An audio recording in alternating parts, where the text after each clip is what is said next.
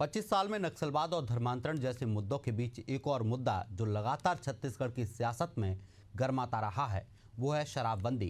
2018 में कांग्रेस ने शराबबंदी का वादा किया, उन्हें जीत भी मिली, लेकिन शराबबंदी कहीं नहीं दिखी।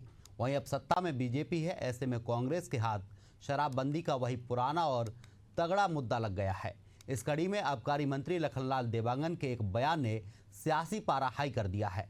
क्या है पूरा मामला, आइए जानते हैं।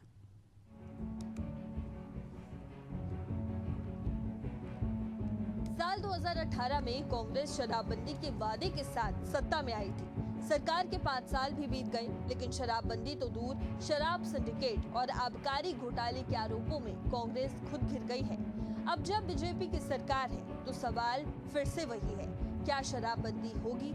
इसी बीच आबकारी मंत्री लखनलाल देवांगन का एक बयान भी सामने आया है, जिसमें वो कहते नजर आए हैं कि अच्छी दुकानें खुलेंगी तो शौकीन लोग अच्छे से जाएंगे।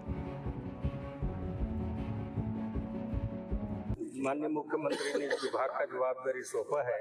पहले बार मैंने प्रदेश स्तरीय अधिकारियों को बैठक लिया था।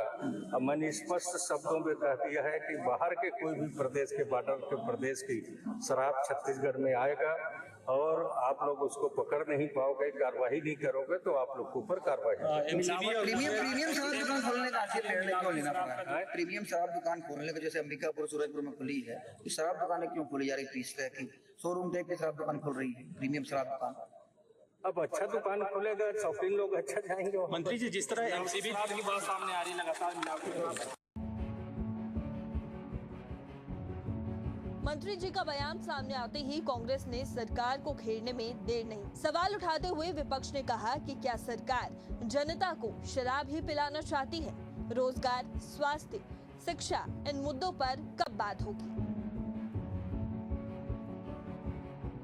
ये सरकार इस तरह की पार्टियों को दे रही है, लेकिन बेहद ही चिंताजनक है, दुर्भाग्य है कि प्रदेश में जब विपक्ष में भारतीय जनता पार्टी थी तो हमेशा ये शराबबंदी की बात करती थी और अब सरकार में आई और शराब की खपत और बिक्री बढ़ाने में लगी हुई है। आबकारी मंत्री लखनलाल देवांगन जी कहते हैं कि अब प्रीमियम शराब की दुकान खोली जाएगी ताकि अच्छे लोग भी आकर शराब पी सके। मतलब इस सरकार में अन्य प्रदेशों से नकली शराब, नकली होलोग्राम वाला शराब धड़ल्ले से गली और मोहल्ले में बिक रहा है, लेकिन ये सरकार अपनी काली कमाई के लिए बिल्कुल आंख बंद करके बैठी हुई है।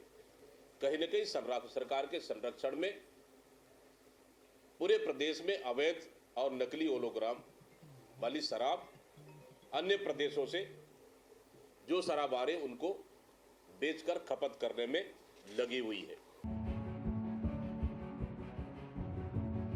इधर सक्ती जिले में नकली शराब पीने से 2 लोगों की मौतें हो गई। शिकायत मिली कि आज भी नकली होलोग्राम, अवैध शराब और माफियाओं का पूरा नेटवर्क एक्टिव है।